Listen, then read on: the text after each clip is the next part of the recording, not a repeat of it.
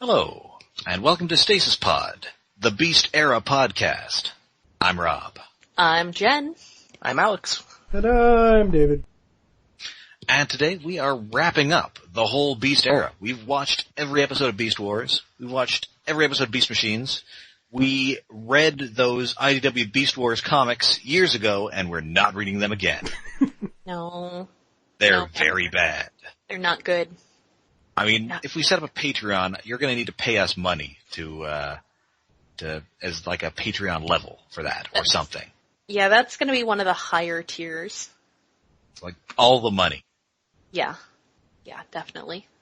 That said, though, before we begin our wrap up, there is one final piece of Beast Era fiction that I happen to have right in my hands here, as suggested to us by listener and friend of the show, Matt Monzo Karpowicz. Aha! And that is Infinity Abyss. So back in what year is this?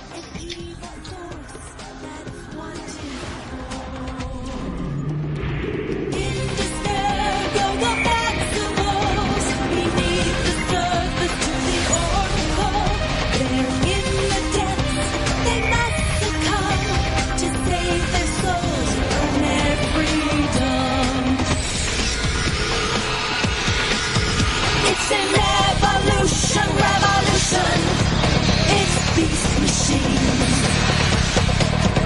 It's the transformation revelation. It's Beast Machines.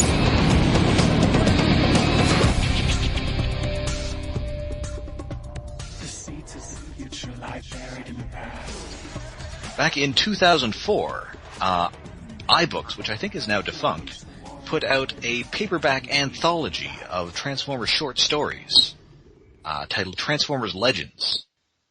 This is long out of print, and if you need to buy it, you're gonna be shelling out some decent cash for what is a fairly small paperback.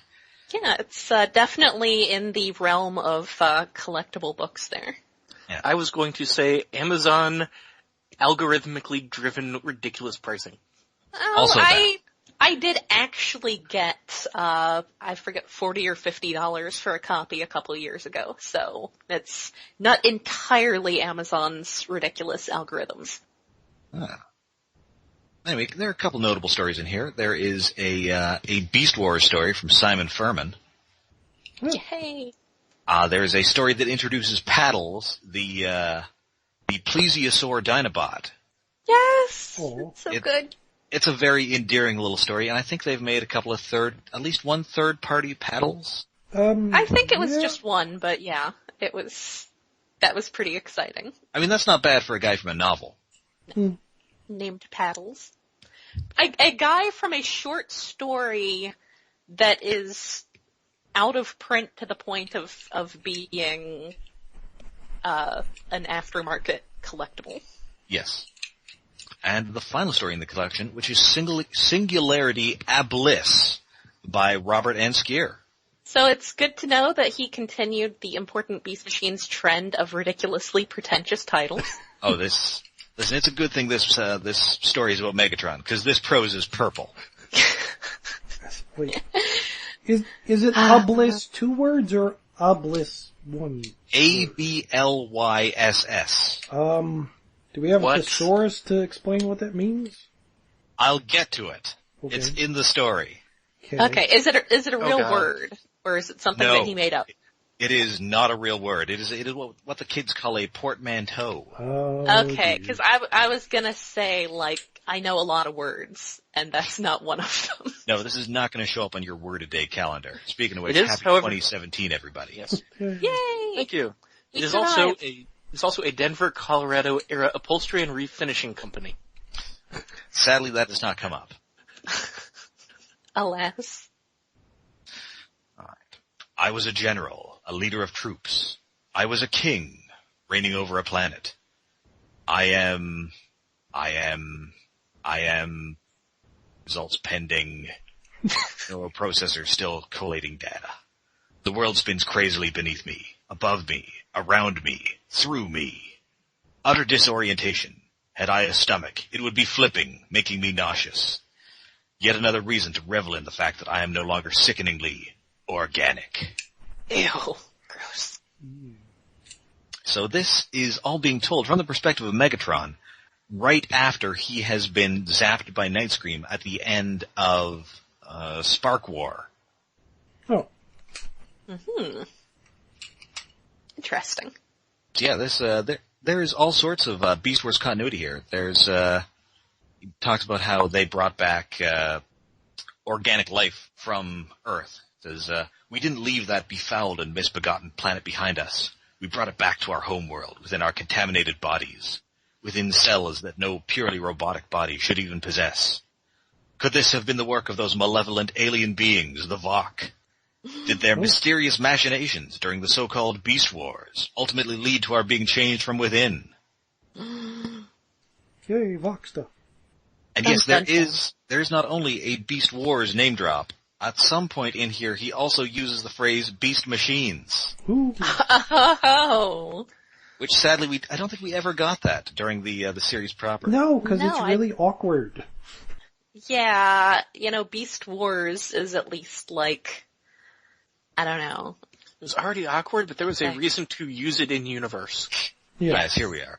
Infection bred mutation, as Maximal transmuted into whatever beings my techno-organic enemies have reformatted themselves into. And their presence here on this world, my world, is an infestation I struggle to eradicate. It would appear that my eradication came first. Beast machines infecting the purity of my perfect Cybertron. Okay. Thanks, Megatron. So yeah, he is sort of floating in the void here, wondering why he is floating here in space like this. So all alone, more or less. And then he eventually comes across a guide to this realm he finds himself in. As if in response, something drifts towards me from the void, a dreamlike figure moving languidly as if through water. It seems to be composed of living light. Welcome. It beckons with its thick, throaty voice. A horn sprouts from the center of the apparition's wide forehead, then elongates into a tank turret. I know this being. I battled it endlessly on Earth, then, discovering it helpless on my native Cybertron, twisted it to serve my own ends, until it developed ambitions of its own and tried to destroy me. Yes, it is Rhinox. Yay! Although he almost never uses the word Rhinox, at some point he calls it Tankor Rhinox. Mm-hmm. Bad portmanteaus. Wait, like hyphenated or? No, like one word. Tankor Rhinox. Oh, Tank One or R? Rhinox. 2 R's. Oh, I'm 2 Rs. disappointed. Oh. Tanko Rhinox. He also refers to it as my hallucinatory pedagogic Diceros bicornis. Oh, Megatron. Oh, that's so good. Damn it, Megatron. Fine. I like Bob Skir, but somebody please take his thesaurus. I mean, be fair, that's in character. This is Yeah. true. Yeah. He just really dove deep into character for this. And so with this sort of weaves in between the scenes of the subsequent episode, Spark of Darkness, where Megatron is randomly possessing various Viacon corpses. Uh-huh. And apparently, while all that is going on, Rhinox is leading Megatron throughout the Tree of Life, which is apparently based on the Kabbalah. Oh, Uh-huh. Interesting. the weird thing with the Sephiroths? Is that what they were, the layers? Yeah, because there are a whole bunch of, he says that the foundation lies at the base of the great tree. The path we walk is an ascension as we scale the trunk, exploring the many boughs, until at last we reach the great crown, the wellspring we codify as the Matrix. Wow. I have no idea what this hallucination is yammering about, but I allow his words to flow through me like a river, as the world around us is cast into hues of orange. The sight of an orange robotic rhinoceros tank, espousing theological philosophy, removes any of my prior doubts. My ordeal with my enemies has left me completely and utterly insane. I know that feeling. Talking to I've a been there. rhino tank? Yeah, and realizing that, yeah, I've lost it. Talking to a rhino tank. The first realm is splendor. Splendor is not a measure of opulence or acquisitions, but rather a reflection of universal symmetry. Oh, wait, so this is just Dante's Inferno with Megatron? Yes! And Rhinox is Virgil. That's a neat idea, I'm not sure. I dig it, but I kind of want to go back a second. Orange? Yeah, see, in each different realm, there's a different color. It starts out as purple, then it's orange, and it keeps going from color to color. So is this like a chakra thing? The guy who played Spider-Man? No. Oh, chakra. Yeah. Yes. Oh, possibly. I'm not as spiritual as Bob Skir is, apparently. Yeah, I'm sort of like informal pagan, so I'm vaguely familiar with the concepts, but not enough. So yeah, they go from that. He encounters Black Arachne and Silverbolt, then Rattrap and Botanica, who he describes as strangely accented. Sure. I guess that's what Well, he's not wrong. Wait, so he's encountering people who are still alive. Shouldn't the point be he's encountering people who are dead? Well, no, see, he's going between that and the events of the episode where, like, he's possessing, like, a bunch of dead Viacons. Oh, okay, so it's a parallel story that's just sort of vaguely Dante's Inferno. It'd be more interesting if he met Tarantulas. Yeah, sadly these are the only dead characters. Well, he's going to sort of encounter a dead character later on. But I guess it's he's between possessing things. This is happening with Rhinox. Yeah. He's just tripping balls. Yeah, so, as you can see, we've arrived at beauty, he tells me, the next sphere in our rise through the tree of life. Beauty? What use has beauty to a machine? My logic circuits have codified untold information since I first came online. Observing, gathering, and encrypting data. Formulating plans, battle tactics, long-term strategies. And never have I found even the slightest use for such a nonsense. What use has a blossoming rose? The silver mist enshrouding a waterfall, or the dulcet tones of a Stradivarius violin. White noise. Extraneous information cluttering the data stream, filtered without effort in my endless quest for power. It's very Megatron. Yeah. Stradivarius seems out of place. It does seem weird. Also, I mean, I realize I'm being nitpicky in that sort of, as a writer, way, but really the whole thing towards the beginning about nausea could have just not been there at all. And, yeah. Yes. I mean, you've got to think about, so this is first person then, right? Yes, this is being narrated by Megatron. I could really just write off all the purpleness as being a choice because of Megatron, I say, having not read any of Bob Skir's other prose. No, so I don't know if that's something he's prone to or not. Yeah, I've only ever seen episodes by him, and certainly those episode titles are pretty purple. Yeah, that's... he seems like a basically normal guy in the episode commentaries, though. Yeah. I mean, I'm a perfectly normal person who can write ridiculously purple prose when necessary. But yeah, I would think that you would want to try to avoid comparisons that the narrator would not necessarily go to, such as nausea. I don't know, maybe he was nauseous all the time as a T-Rex.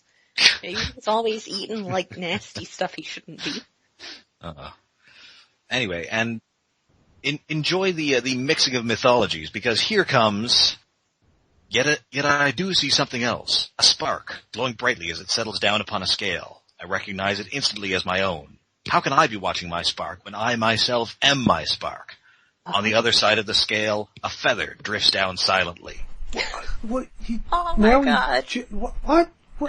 Egyptian mythology. Okay. I love you, Bob Skir. I mean, yeah, but like, okay, you're already mixing like Kabbalah stuff and then Egypt. And also space robots. Yeah, it's bad enough. You're already conflating one Earth religious theology and then you throw Egyptian into with the robots, and no. So which character cameos who ferry him across the river of literal sticks? Sadly, there are no rivers here. But rivers.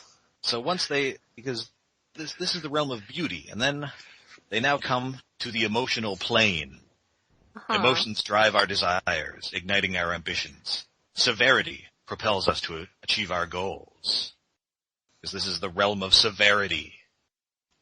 Oh. Before us swarms a cloud of scarlet fireflies, which pixel together, forming a mighty Decepticon. I recognize the configuration as my most illustrious ancestor. His right hand strobes alarmingly as energy emanates up its arm, threatening his existence. Without hesitation, he reaches over with his left arm and tears off the offending appendage. Throwing it into the air, he blasts it to pieces. Oh, I remember that time that happened. As the arm dissipates, I understand how deeply severity has served as my personal engine, just as it has served Predacon and Decepticon alike since time immemorial. The true nature of severity is not cruelty, Rhinox explains, but resolve. So is that supposed to be like the original Megatron? Who at some point had to rip his own arm off? Yes. I do not recall any particular point at which he ripped his arm off and threw it up into the air and shot it into pieces, so I can't say. I remember his hand falling off when he had cosmic rust, but that was just mostly sad. I love that episode, but mostly just because it's got lots of adorable Perceptor. I mean, unless like it's supposed to be Megatronus before Megatronus entered the fiction. Hey, who's that? Oh no, there was a Prime with a severed arm in Transformers Prime, but Yeah. he must not have shot that arm because the arm's the only part left of him. Yeah, that Solus Prime, I think. No, because Solus Prime was the lady. But I thought it was the arm because he needed the arm to use the hammer. No, I think he needed just the arm of A Prime. Oh, A Prime. I seem to recall that was later retconned in as the arm of Liege Maximo. Ooh. We will get to this in distant eons when we get to Transformers Prime. Yeah. So yeah, now he encounters Thrust and Cheetor and Strike and Obsidian. Where else? There's some Night Scream in here. This is where he calls him Tankor Rhinox. He's got Strike helpless here. Having learned the value of mercy, I close in for the kill without making her suffer. See, Tankor Rhinox? Am I not the very picture of compassion? Sure. No, Megatron, don't threaten the giant ladybot. Yeah, because he's in the sphere of mercy, which balances severity on the emotional plane. He ends up in the realm of understanding, in which a bunch of equations are flying around. Ooh, that sounds cool. Like that episode of Simpsons Treehouse of Horror? Exactly like that. Oh, I was thinking Amadeus Cho. And actually, I think there's also one of the episodes of too. 5 Faces of Darkness where Rodimus Prime is having Matrix visions. That's also something that happens. Yes. I wonder if he watched that. Me? Entirely possible. I mean, I had VHS tapes of that. Yeah. That's, I think, the crazy thing about this. And I've mentioned this before, how at that point you couldn't just go out and get a DVD box set of all this stuff. Oh. So it was always very exciting when there were any callbacks because someone actually called back to it. His words would carry more meaning if quadratic equations weren't swarming all around like psychotic hornets. Oh man, that's how I Pi want to r live. squared hovers overhead until E equals MC squared smashes it out of the way. Yes. And then abject chaos is 2 pi r squared's dogfight with C equals 186,000 miles per hour. It's nice that it's in Imperial. Yes. I see great kings being born, rising to power, being assassinated by even greater kings as empires spread over continents, planets, star systems, galaxies. Peace treaties written by diplomats and signed by statesmen debating freedoms. Dates of births, dates of deaths, more dates, more deaths, all being played out on a tableau of zeros and ones. all streaming in an endless river of knowledge until RS equals 2mg divided by c squared arrives and pulls everything into a star of 75 solar masses, compacted into an area half the size of a grain of sand. It crushes my soul to witness such a conglomeration of information being annihilated within that singularity. And all is silent, and all is peace, until that twice-damned rhino trundles into view on tank treads I, in my infinite wisdom, provided him.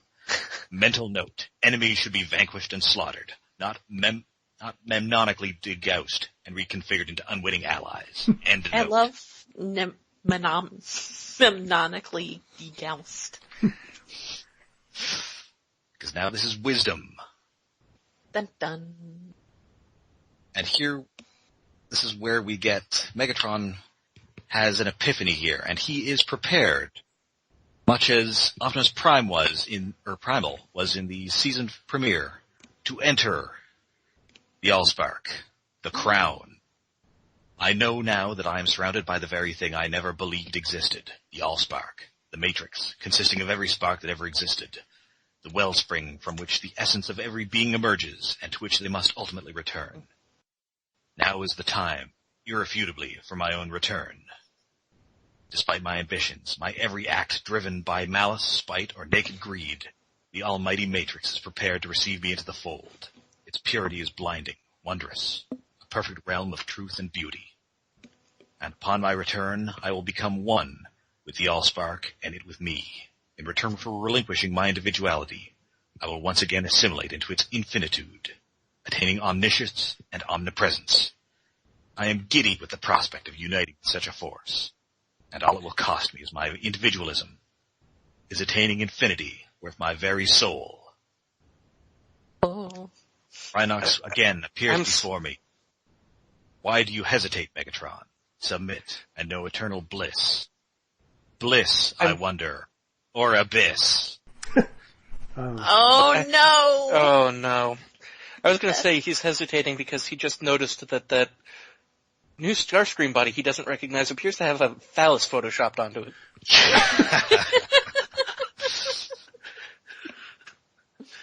I now understand my place in the grand scheme. I am but a tiny probe sent out to learn and experience, accumulating knowledge to enrich the almighty Allspark. A mere probe, the great Megatron? Hardly. Let the other damned sparks face annihilation within the singularity of the abyss.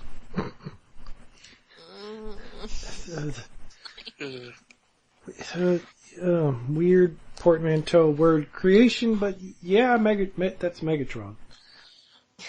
Rhinox reaches out for me with arms of sculpted light and purity of spirit. Lure me back into that universal hive mind, will you? I think not.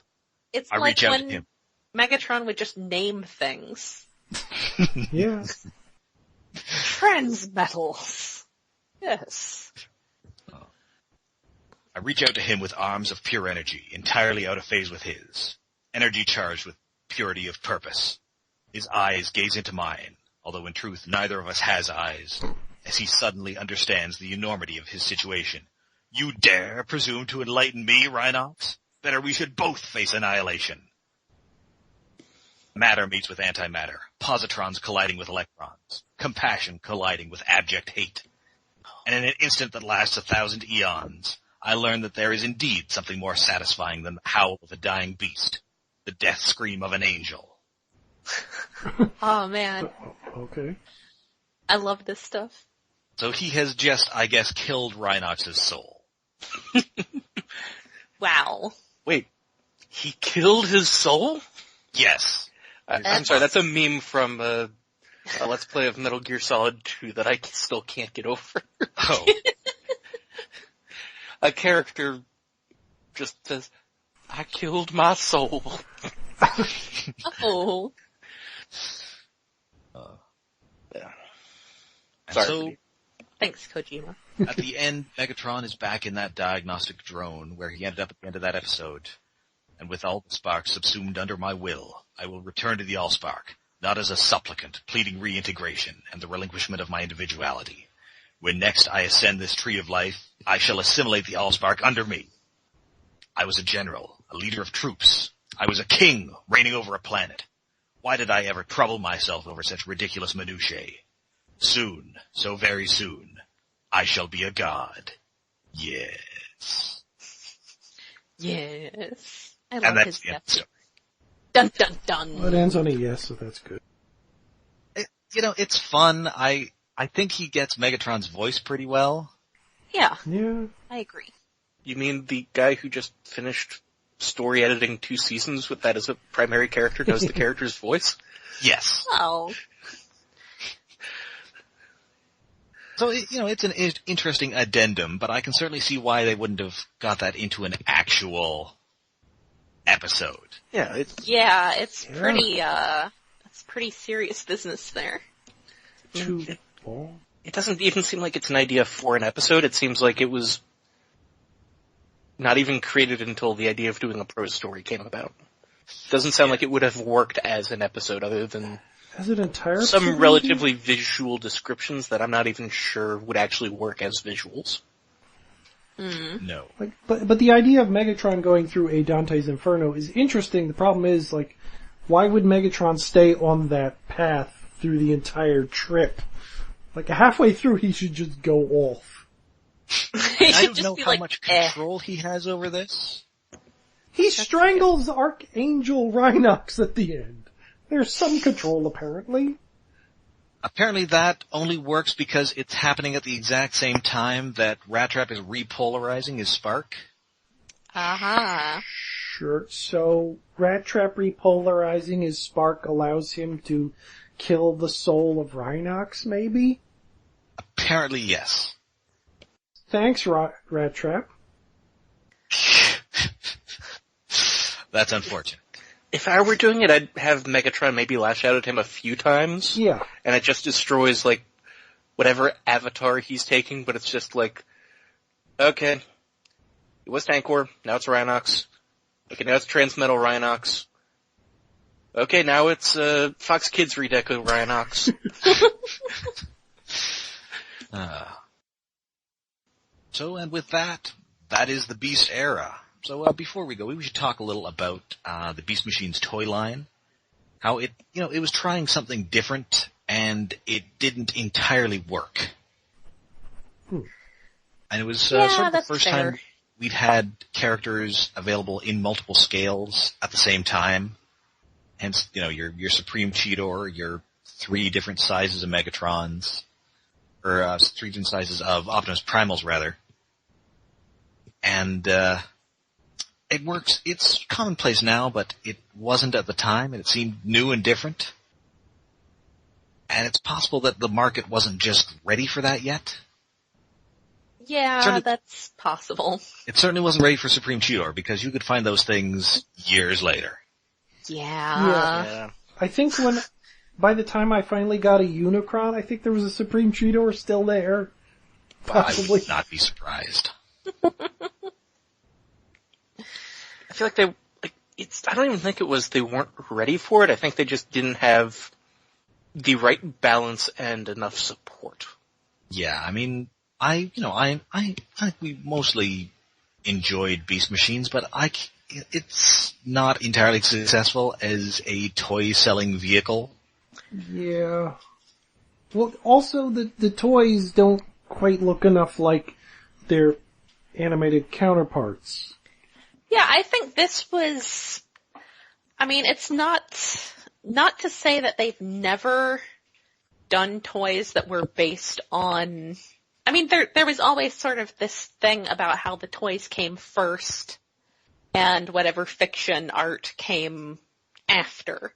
So, and this led some in the fandom, there was certainly a faction of the fandom that, felt this to mean that the toy was always correct. And any deviations from that, was the deviation. There were Action Masters, which were, based on, pre-existing models to a certain extent. But really this was the first time that the show models were really the basis for everything else. And we didn't really see that again until arguably animated, maybe Prime after that more so. Yeah. And I think this is probably a good segue to talk about how the fandom reacted to this show, which was not great.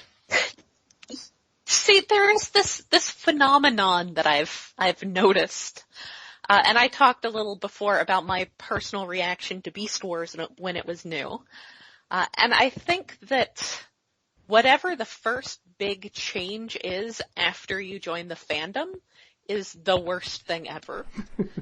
And I saw this on Tumblr when you had all these largely young women who had come into the animated fandom, mostly following Derek Wyatt and company's work on Teen Titans, and then came over to Transformers Animated, and then they hated Prime with a passion. And so you see that, and so part of the reason why Beast Wars was so controversial when it started was that 100% of the fandom at that point had come in with G1, and we'll lump G2. I think it's hilarious that G2 gets lumped in with G1 because that is where the name came from, was to differentiate them. But what came after was so much of a departure that, it really was basically the same thing. So many people came, like 100% of the fandom at that time had come in with G1 or G2. So Beast Wars was the first big upheaval. So everyone had some sort of strong opinion on it, and most of them up front, and it won most of us over, but most of us up front had that reaction. But then Beast Wars brought in a whole lot more people from, who hadn't gotten involved in fandom before that. And I think a lot of that was that a lot of the kids who had grown up with G1 were getting to be college age, whereas I was precociously part of the fandom when I was in high school, because zines are cool, guys. I was this obnoxious nerd hipster thing. So all these people who had just come into the fandom with Beast Wars, who had seen Beast Wars, on TV in their college dorms, and were suddenly had internet for the first time, because 1996, 97, 98 was when people were first starting to get home internet as a regular thing. For a lot of people, going to college was the first time they had regular internet access. So that was when they would then reach out to the community. They'd get involved with the community. And so I think that the fact that for all those people, Beast Machines was the first big upheaval was a lot of why it got such a negative reaction. Because that was something I'm also a huge nerd for trying to come up with sociology theories, and one of those was that was when I really realized that people are going to have negative opinions of whatever the first thing is, because I realized that what they were going through was the same thing I had gone through, and so many other fans had gone through with Beast Wars. So that's my sociology, amateur sociologist perspective. And Bob Skir, he really tried. He had his own website where he took questions from the fandom, and apparently the constant hostility that ended up coming from that led to him canceling a convention appearance. Oh. Because people are assholes. Yes. He was getting death threats. Yeah. But, and this was before you just got death threats for existing on the internet. So. Yeah, there was no Twitter back then.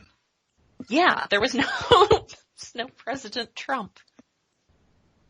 But the good news is, he obviously kept working. He has actually done a bunch of Transformers episodes since. Well, he did 3 episodes of Transformers Prime. Oh, I vaguely recall that now.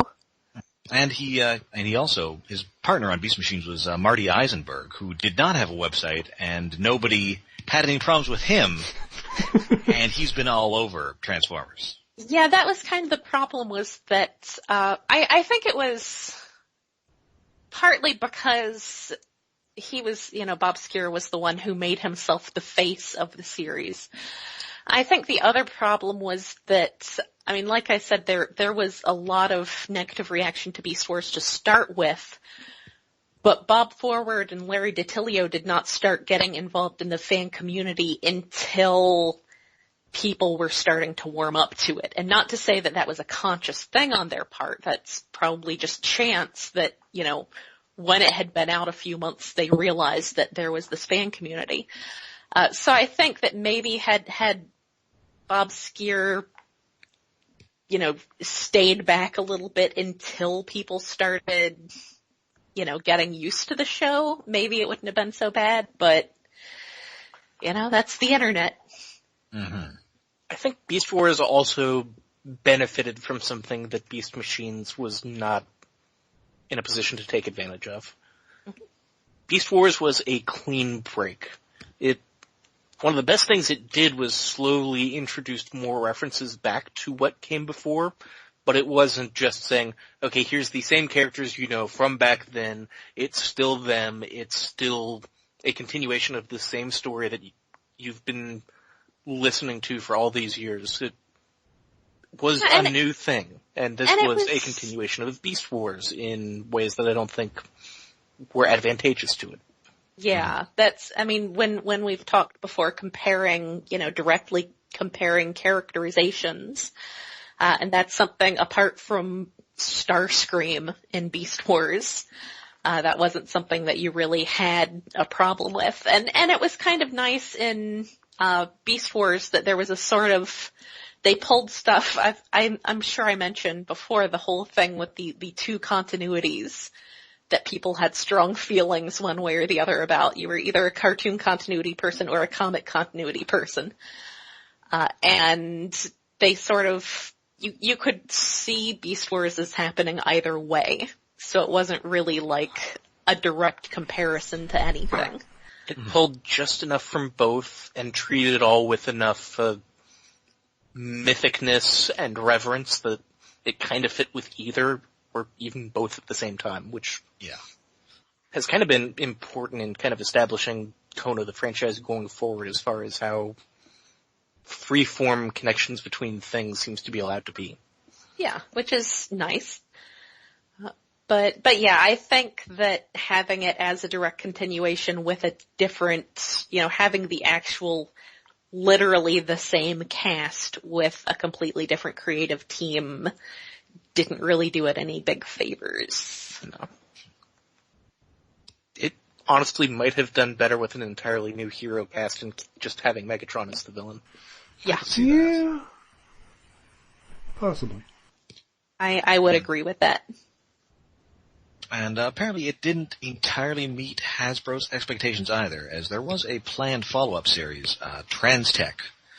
All we've seen of it are some concept art, and I believe one toy prototype. Yeah, Starscream, which sorta kinda became the Armada design, in a way. Well, there's elements there's some of similarities. Yes. Also, I just want to interject here real quick that I just noticed that I believe David posted some stuff about the Sephiroth tree into our chat, and I'm pretty sure I saw that in Evangelion. Oh, definitely. Well, yeah, the second one is the Evangelion one with the weird upside down looking tree thing. David and I have very contrary opinions on Evangelion, so we'll leave that. I have the opinion that I haven't seen it. What? Well, I know, I'm like that one friend of yours who hasn't seen Star Wars. Yeah, I had that friend. We fixed her. I knew a friend who hadn't seen Ghostbusters until she was like 20. Wow. What? I know, how do you not see Ghostbusters? Yeah, it's on was on TBS all the time. It's hard to miss that. And to think, just earlier today I was re-listening to the famous Shinji's English voice actor rant. Yeah. I did make a comment over the holidays that actually it turns out my sister, who is 3.5 years younger than me, has apparently is apparently only passingly familiar with Evangelion, because I made my standard joke about how whenever I get a blind pack thing, it's always Shinji. And she sort of got it. But because whenever I get a blind pack thing, it's always Shinji. So I was assuring her that if that Paw Patrol toy she was getting for my nephews was probably going to be Shinji. Actually, it was Sky, so anyone who knows Paw Patrol stuff should be happy for her. Okay. I need to know. Anyway, I'm sorry to derail things, but that's what I do. Okay. So apparently Transtech would have involved both returning Beast Wars characters and Generation 1 characters, all with sort of futuristic, mechanically vehicle modes. Yeah, so there is a decent bit of concept art that made it out into the world. Yes. Including Optimus Primal as a monkey truck.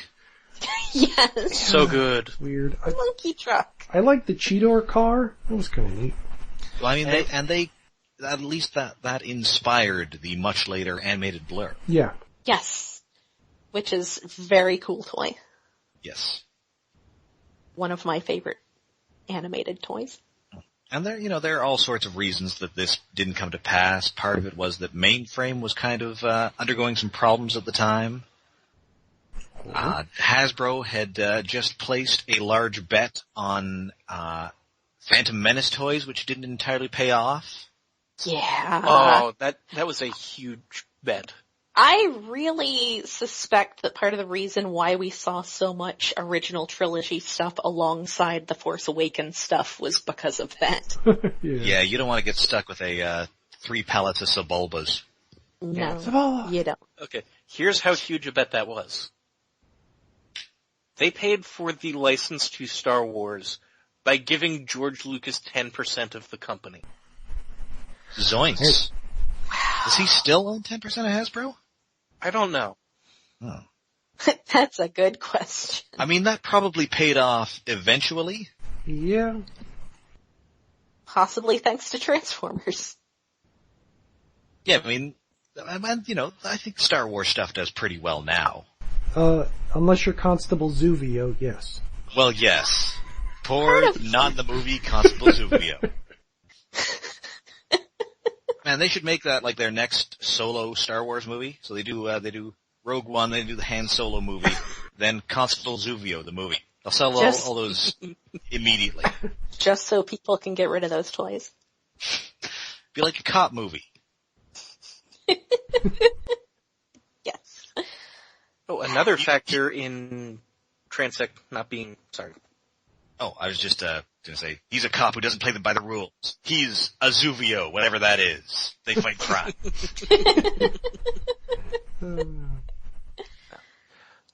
Another reason that Transtech ended up not panning out was because that was right around when the previously Kenner, now Hasbro offices in their Cincinnati location were shuttered, and everybody working there was given the option of, well, you can take this buyout package and start looking for work elsewhere, or you can move up to Rhode Island and work at the main facility. Ah. Yeah, because they used to be down in Cincinnati. At the University of Cincinnati's College of Design, Art, Architecture, and Planning, the faculty is just littered with former Hasbro employees from that facility.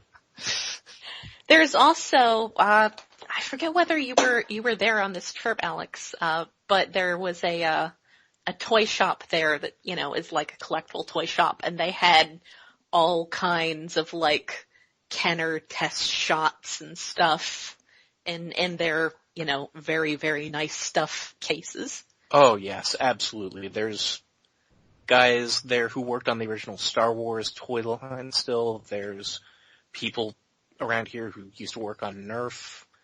There's the guy who was in the modeling and rapid prototyping lab at the university when I was attending, still had all of his, fine sculpting tool bits for the 3-axis mill from when he was working at Kenner on tooling. And they were, like, locked in a safe because the things were so damn fragile, but you could use them to, like, carve a G.I. Joe face into a mold. Huh. Nice. Just super fine detail, but they would snap like toothpicks if you didn't handle them super gingerly. Yeah. I think part of it probably also was just that the Beast Machines toy line was not one of their best performing toy lines. No. I think they were a little wary of spending more money on Transformers at that point. So it's almost as if they needed to import something that was basically already made. A cartoon that was already paid for, some toys that they could just import with some minor modifications, but what mythical land could produce such a thing? Enter Japan. So true story. A friend of Ouija was was up at Toy Fair that year, and the night before it was announced, he let a bunch of us know that it was just going to be Robots in Disguise the next year. And a friend of mine called me at work to let me know that. And then I had to explain to my coworkers why I was suddenly like, why? What the hell? Okay, so after doing a couple series of their own Beast Wars spin-offs, Beast Wars 2, Beast Wars Neo, and then Beast Wars Metals, which was kind of the third, which was basically just the seasons 2 and 3 of Beast Wars, Takara did not bring over Beast Machines, but instead produced their own largely original line, Car Robots, which was all vehicles, with the exception of some recycled Hasbro molds for the villains, plus a new villain leader. Gigatron, is that? Yes. Gigatron. Gigatron. Yes, who was a 6-changer with 6 modes of varying provenance. But by the time he came over, he had 10 modes. Yeah. Yes. And there were many, I think there are dozens of fan modes that you can find documented online now. Because it's over 100. Yeah, he was just this super jointed, ridiculous toy with all these little bits that you could just arrange however, and, there are certain things. One of his modes was a hand. I will admit that is pretty I liked cool. that mode so much. Yeah, That was one of the cooler ones. It's a pretty fun toy, but in concept, it just seemed very silly to me. Yes. And I think we're going in that direction Yeah, now. I think we may have some more to talk about that next week. Opinions, yeah. Got a lot of opinions. And so this then marked the end of the Beast era. Hasbro was moving on to something else, but the Beast era, well, it hasn't received as much attention subsequently as Generation 1. We get the odd homage toy every now and then. We got a quite nice Rhinox a couple of years ago. Well, yeah, A good Rat Trap and a Waspinator. Not particularly good Cheetor and Dinobot. That was from a separate time. That was around the, It was on the movie, wasn't it? First movie? that was in the, kind of the gap between the, first movie line and the RTF movie line, I think. Yes, I think you're right. I remember because I was there at the time. Oh, right. Awesome inside sources, everybody. Yeah, it was very... I feel like Beast Wars doesn't get as much attention, certainly, but it's definitely like, I have happened to tell just random people at, the coffee shop or whatever that I'm doing this podcast and we're doing Beast Wars, and I get a lot of, oh yeah! So people, it doesn't come up as much as a lot of things, but people have fond memories of it. It is well regarded. Those, the Cheetor and Dinobot that we got around then were after the 10th anniversary re-release, where they re-released a bunch of the show characters, especially leaning toward the Maximals. Oh, right. And the included... Build-A-Figure Transmutate. Yes, the Build-A-Figure Transmutate and a DVD included with each one, and I think that did pretty well. Okay. And then we also got, like, the, was that bundled in with the Cybertron line, or was that just part of the 10th anniversary thing too, and then released on its own later of the new, not any one particular body Optimus Prime or Megatron ever had?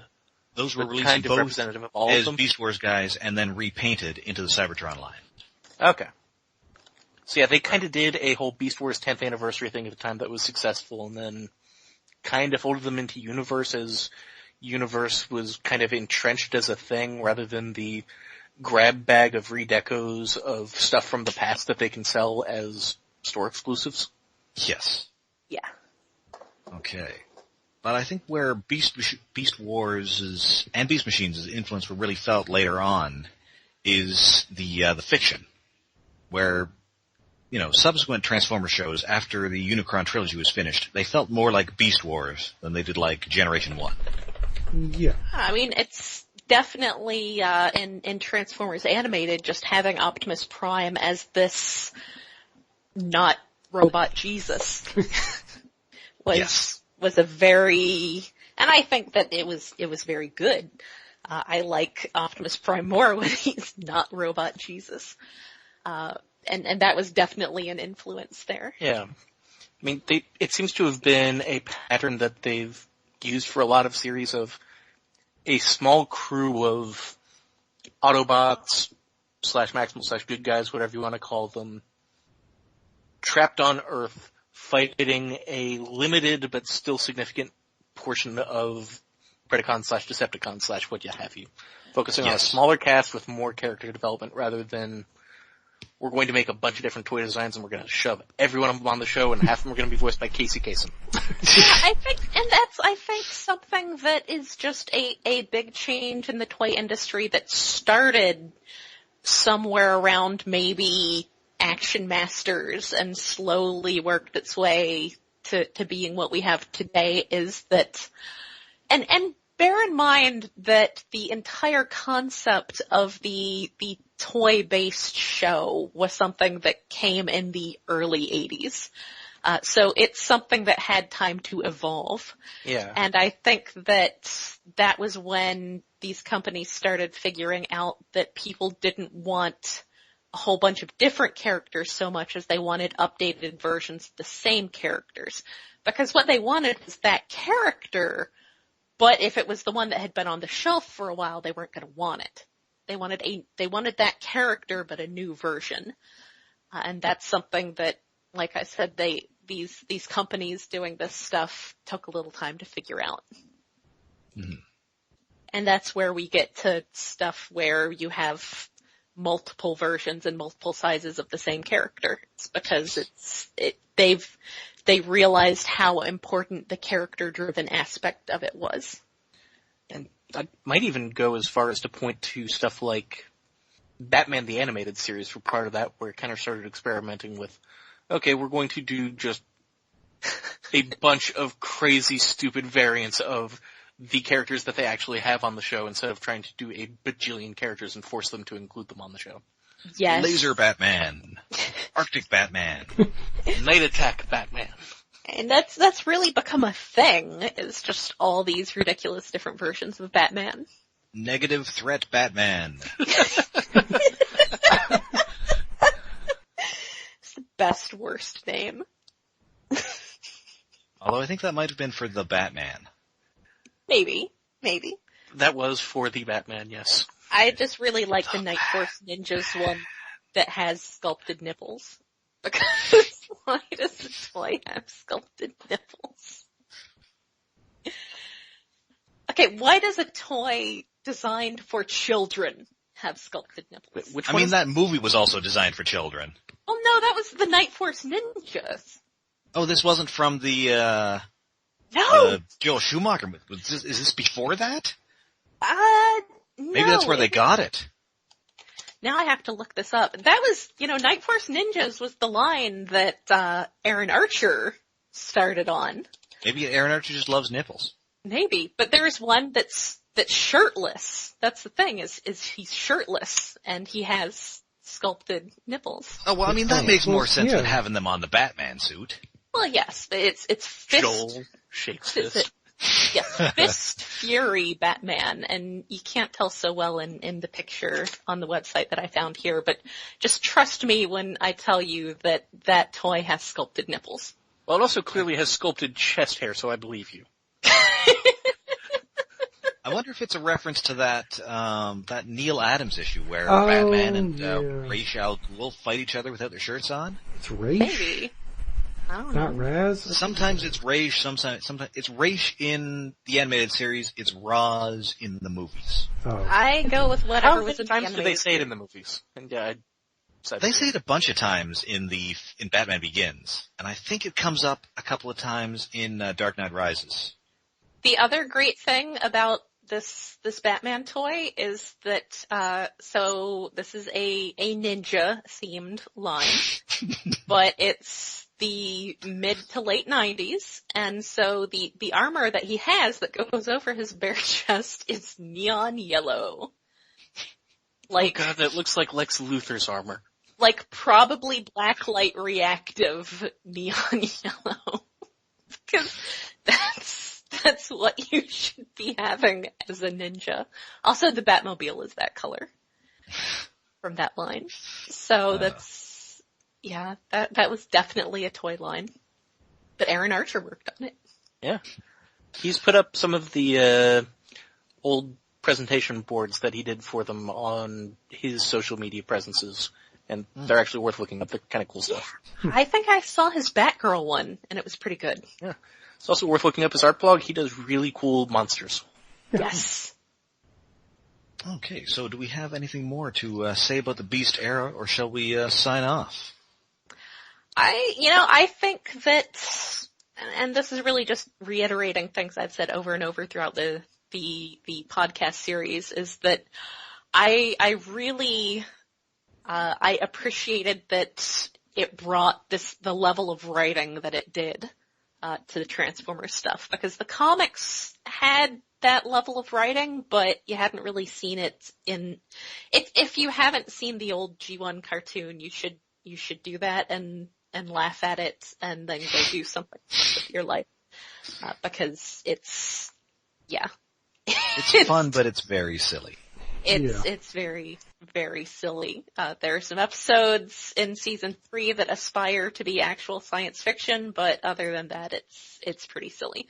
So it was nice to have a show that was actually, it was one of those things, sort of like, the More Than Meets the Eye / Lost Light comic now, where it's something that actually can make you proud to be a Transformers fan. Especially, as someone who appreciates well-written fiction. The end. I feel like I love the Beast era shows. I'm glad that they were a landmark for computer animation, especially in television. They're the reason I'm a fan for life instead of just, I remember that from when I was a kid. And I want to make a weird comparison here. As far as how Beast Machines turned out, I feel like it bears a strange resemblance to the situation with the JRPGs Chrono Trigger and Chrono Cross. Oh, yeah. Like, Beast Machines would be better if it wasn't tied to Beast Wars. Exactly. Yeah, it's good, but it has problems. Yeah. And they're not deal-breaker problems unless you're a fan of the stuff that came before it. Yeah. Oh yeah, it is a lot like Chrono Cross, because it kind of screws over some characters you liked that had progress in the first game. Oh. Yeah. It's not nearly as bad about that as Chrono Cross was. I'll give Beast Machines credit for that. And Bob Skir ultimately, going back and rewatching this much later, I enjoyed it a lot more this time than I was when I was first watching it. I think some distance helps. Yeah. Yeah. And it also helps that there's been so much Transformers fiction since then, and this isn't the only, in 1999, 2000, there were no comics. There was one television series. There were no movies. Yeah. You're getting 20 toys a year. So I think at the beginning of the podcast, there was something about, something asked about, like, people not watching it. And I was like, of course they watched it. It was all we had. So no matter how much people hated it, they still watched it because that was it. That was all. Even the haters were hate watching it because it was the only thing there was. Yes, it was the only Transformers fiction, the only new Transformers fiction. So yeah, I mean, that was definitely, now we have an abundance of Transformers fiction, but yeah, it was not that way for a long time. No. Alright, so I think unless we have any final thoughts, I think it's time to sign off, but we will be back. And before we start into our next full series, we're going to be talking about what Hasbro did next, as we weather an attack from outer space. Yay! Yes. But until then, you can find us all over the internet. We are on Twitter, we are on Tumblr, and we are on Facebook. And we are hosted by iaconunderground.net, where we also have a Patreon set up to help with paying for our hosting and other expenses. That is at patreon.com/iaconunderground. You can find us on both Google Play and on iTunes. And while doing so, please rate and review us. And if you want us to hear your thoughts on the Beast era, then write in to us in the Maxim mailbag, which I think we're just going to keep the name of because it's a good name. It is a good name. And that is at stasispodcast@gmail.com. So, until next time, I'm Rob. I'm Jen. I'm Alex. And I'm David.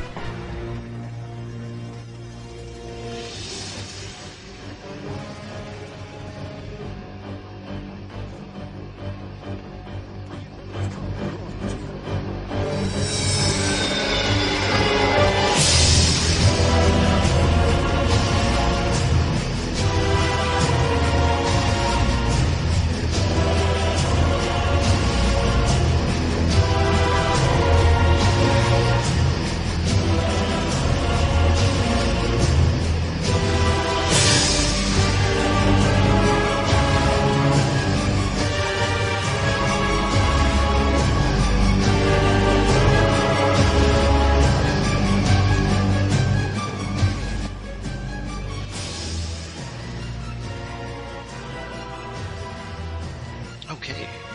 Yay! So, do you want to do Robots in Disguise as well, or do you think that went too long?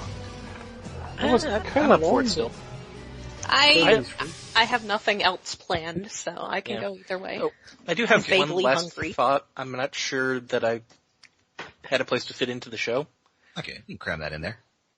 We're kind of hitting like the 18, 19, 20 year on mark for the whole Beast era starting, and that we did just get the Rat Trap and Rhinox and what was the third one that was? Oh, Waspinator. Waspinator. And not only that, but we've also got Rat Trap playing a sizable role in the comics, and we've got Airraiser and Tigatron back around. It seems like this is the point where they finally started folding in the Beast Wars characters instead of just like going back to G1 and having the obscure late 88, 89 G1 characters showing up from time to time.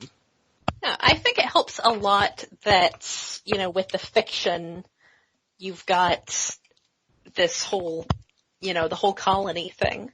Yeah. So you have an easy way to bring these characters in. Like they did with Botanica.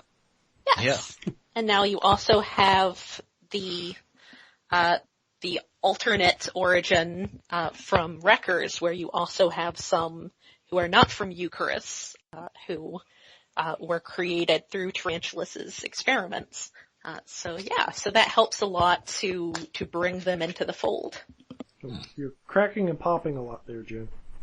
Yeah, sorry, I wandered Right. into the other room. Benjamin, get out of the fucking closet. He's in the closet now. He told me he doesn't want anyone to know. It's nice that we're getting So has anybody- Beasties characters that just background dudes. We have Fat Tankor now. Yes! Even I though love that he's we have both of the tank wars. Yes. I love that they're roommates. Alright, so are we all ready to start up, Robots in Disguise? Wait, I'm gonna make my cat chase the laser And pointer. may I never have to listen to that theme song again. Oh my god, it was Oh, awful. we're gonna have to talk about that. Yes. Oh, we will have words.